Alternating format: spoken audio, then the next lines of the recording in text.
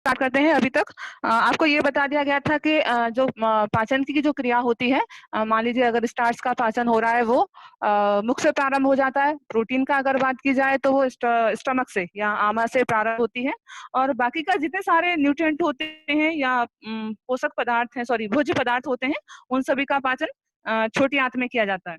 आप कह सकते हैं कि अगर ऐसे पूछा जाए कि पाचन की जो क्रिया होती है वो कहाँ होती है सबसे ज्यादा, तो वो क्षुद्रांत कहा जाता है, जैसे छोटी आंत से आप समझ लीजिए उसमें होती है। अब उसमें भी ये होना है कि पाचन के लिए, छोटी आंत में पाचन के लिए सबसे इम्पोर्टेंट होते हैं अग्नाशयी रस और आमाशयी रस। पहले अग्नाशयी रस मिलता है, फिर आमाशयी रस मिलता है। एक मिनट। और जो भोजन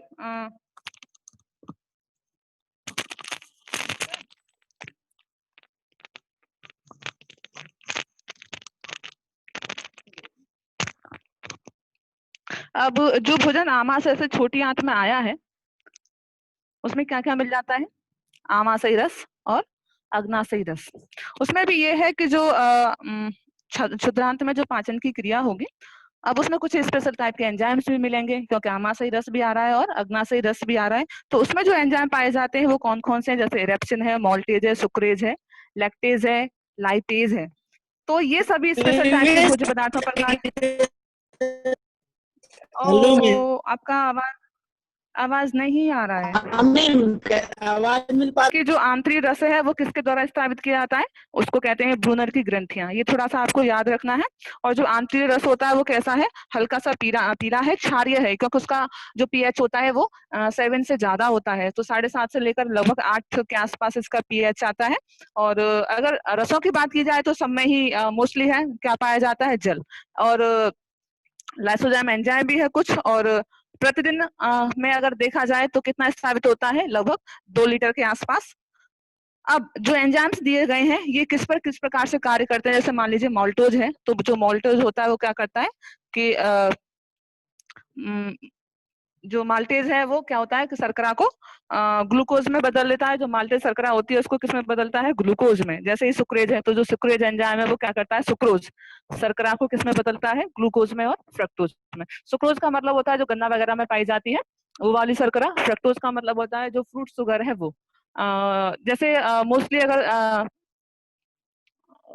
सभी फलों में कौन सी पाई जाती है? फ्रक्टोज ही पाई जाती है। अगर जैसे ग्रेप्स की बात की जाए तो ग्रेप्स में फ्रक्टोज नहीं है, क्योंकि वो खट्टा है थोड़ा सा।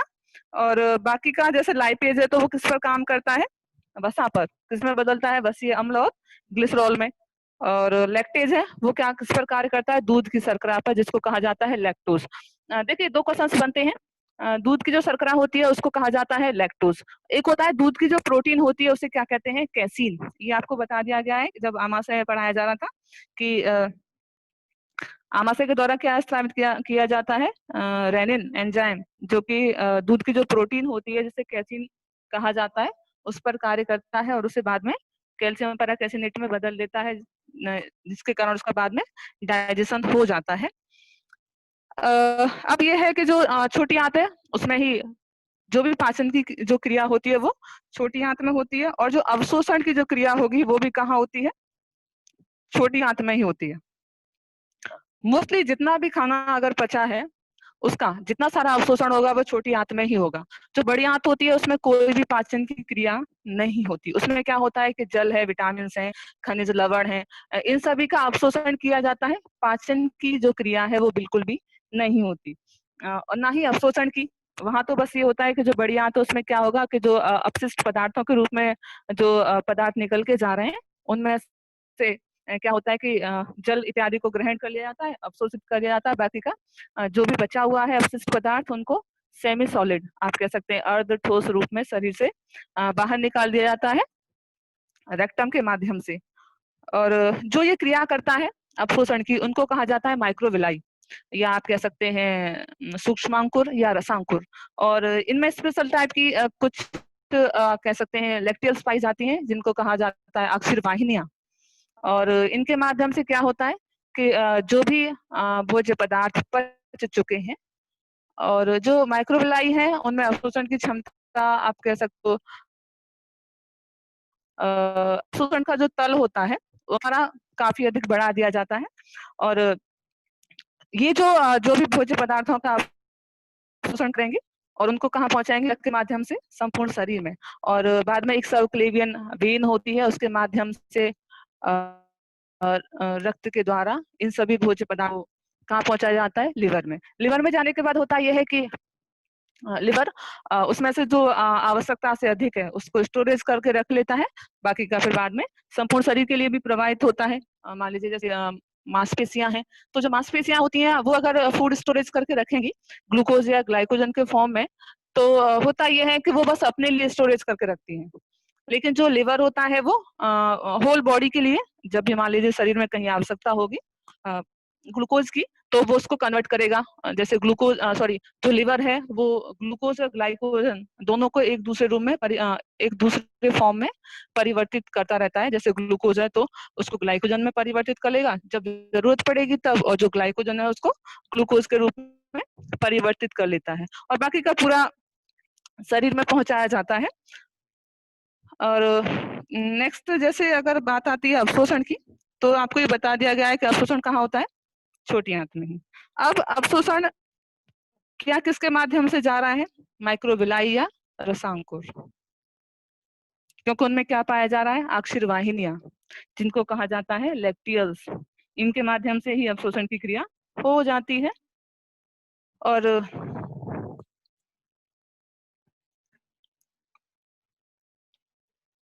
अवशोषण की जो क्रिया होती है उसके 2-3 फॉर्म से होते हैं। जैसे मान लीजिए कि एक तो होता है उसमें एक्टिव ट्रांसपोर्ट है ना, दूसरा होता है एब्जॉर्प्शन इन ब्लड कैपिलरीज, तीसरा होता है एब्जॉर्प्शन इन लैक्टियल्स। तो लैक्टियल्स की बात वही हो रही है कि जो माइक्रोविलाई हैं वही क्या करते हैं, अवशोषण करते हैं।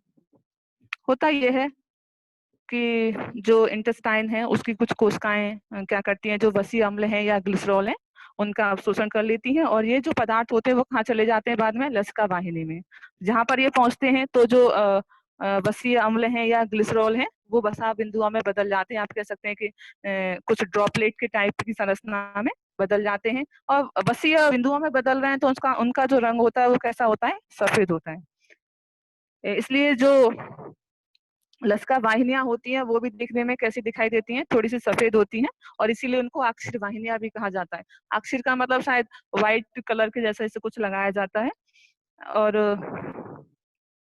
बाद में ये होता है कि जो वसीय अम्ल हैं और जो ग्लिसरॉल हैं वो सभी कहाँ जाते हैं, क्षुद्रांत की श्लेष्मिका के द्वारा अवशोषित हो जाते हैं। श्लेष्मिका का मतलब होता है एक परत पाई जा रही है, उसके माध्यम से अवशोषित हो रहे हैं, जहां से वो कहाँ जाते हैं, स्राव में।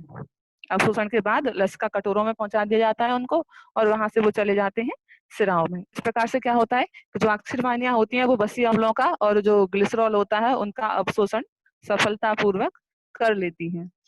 दूसरा ये है कि यहाँ पर थोड़ा इनके माध्यम से कुछ विटामिन जैसे कि मान लीजिए विटामिन ए, डी, ई और के, इनका भी अवशोषण होता है। थोड़ा सा आप कह सकते हैं कि जो खनिज लवण है उनका भी अवशोषण होता है।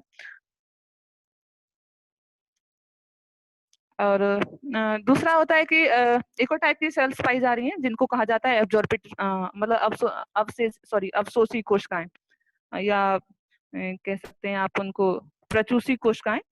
इनके माध्यम से क्या होता है कि जो जैसे मान लीजिए अमीनो अम्ल हैं, ग्लूकोज है, विटामिन है, लवण है या जल है, इन सभी का अवशोषण होता है। और अवशोषण के बाद जो ये स्पेशल टाइप की कोशिकाएं पाई जा रही है एब्जॉर्बेटिव सेल, इनके माध्यम से क्या होगा कि ये सभी इनको एब्जॉर्ब करेंगे और कहाँ भेज देती है, रुधिर केशिकाओं में। और वहां से ये सभी भोज्य पदार्थ कहाँ चले जाते हैं, ये यकृत निवाहिका सिरा में, मतलब हेपेटिक पोर्टल वेन होती है उसमें चले जाते हैं। और जो जो हेपेटिक पोर्टल वेन होती है वो कहाँ जाके खुलती है, लिवर में। और वो कहाँ पहुंच जाएंगे, सभी भोज्य पदार्थ जो अवशोषित हुए कहाँ चले जाएंगे, लिवर में। और इस प्रकार से बाद में वो कहाँ जाएंगे, होल बॉडी।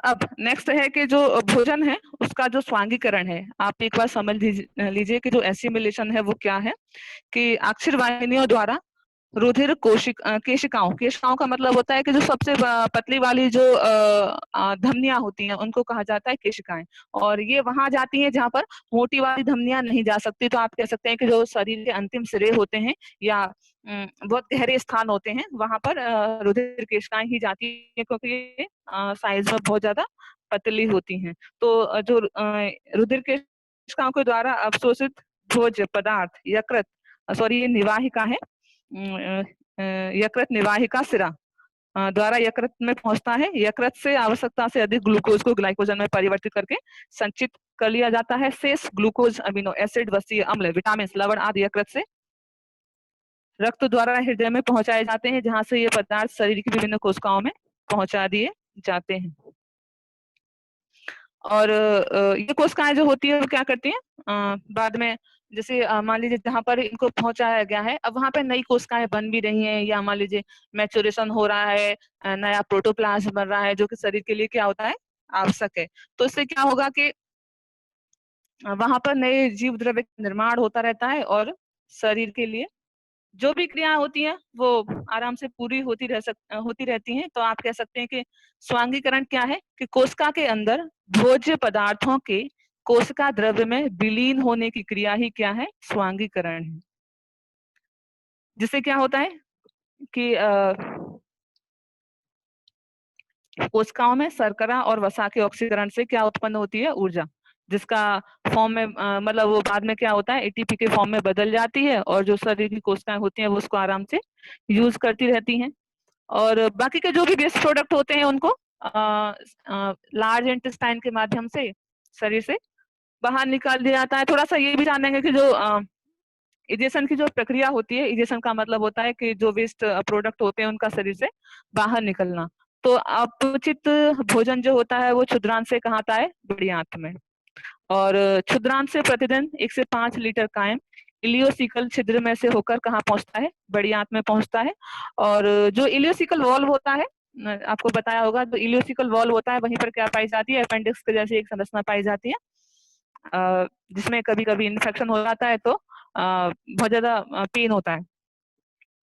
तो जो ये छिद्र होता है ये क्या करता है, जो खाना है उसको जो अपशिष्ट पदार्थ आ रहे हैं उनको छोटी आंत से बड़ी आंत में आने देगा। और जैसे ही खाना जो अपशिष्ट पदार्थ आ रहे हैं बड़ी आंत में जैसे ही आना शुरू हो जाएंगे तो शेषांत्र का मतलब जो छोटी आंत है उसका जो अंतिम भाग है शेषांत्र, उसमें क्रमाकुंचन की प्रक्रिया प्रारंभ हो जाती है। और जो बड़ी आंत होती है उसमें लगभग 3 प्रकार की गतियां पाई जाती हैं। एक को कहते हैं हॉस्ट्रीय मंथन, दूसरी होती है क्रमाकुंचन और तीसरी होती है पुंज क्रमाकुंचन। अब इसमें क्या होता है कि एक तो आपको ये बता दिया गया था कि जो बड़ी आंत होती है वो कुछ ऐसी होती है जैसे मणिकाबद्धो, क्योंकि उसमें हॉस्ट्रा की जैसी संरचना पाई जाती है। और जो कॉलन है या जो बृहदांत्र है उसमें जो कायम है जो कि छोटी आंत से आया है वो लगभग 3 से 10 घंटे तक रुकता है और उसमें लगभग 1 लीटर जल होता है। और कायम के कॉलन में आगे खिसकने पर इसकी जो श्लेष्मिका होती है उसमें उसके द्वारा जो कि पानी आया है, कुछ लवण है, इन सभी का अवशोषण करके कहाँ पहुंचा दिया जाता है, रुधिर में पहुंचा दिया जाता है। और बाकी का जो वेस्ट प्रोडक्ट बचा है जिसे क्या कहा गया है, अर्ध ठोस पदार्थ जिसे कहते हैं फेसियस या मल, उसका मलाशय में वो बाद में एकत्रित हो जाता है। और मलाशय में वो अगर भर जाता है तो क्या होगा कि वहां पे प्रतिवर्ती क्रिया होने लग जाती है। और अगर प्रतिवर्ती क्रिया होती है तो वहां की जो पेशियां होती हैं जिनको संकुचक पेशियां कहा जाता है, उनमें संकुचन की क्रिया प्रारंभ हो जाती है। और उसमें बाद में क्या होता है कि जो भी उसमें फेसियस भरा हुआ है उसको बॉडी से बाहर निकाल दिया जाता है। और सामान्यतः प्रतिदिन में लगभग 150 से 200 मिली मल का शरीर से बाहर निष्कासन किया जाता है। और जो भी वेस्ट प्रोडक्ट निकल के आ रहा है शरीर में उसमें क्या क्या होता है, कुछ जल है, कुछ अनपचे पदार्थ हैं, कुछ वर्णक हैं, मृत जीवाणु हैं, कुछ श्लेष्म है, कुछ कोलेस्ट्रॉल है, कुछ लवण है, ये सभी उसमें पाए जाते हैं। दूसरा ये है कि जैसे मान लीजिए उसमें जो स्मेल आता है या ऐसा कुछ आता है तो ऐसा मानते हैं कि वो बिलरुबिन है, बिलबर्डिन है, इंडोल एसिटिक एसिड है, इन सभी के कारण उसमें क्या आ रहा है, थोड़ी सी स्मेल की प्रक्रिया हो रही है, या आप कह सकते हैं उसमें जो स्मेल आ रही है वो उसके कारण आ रही है।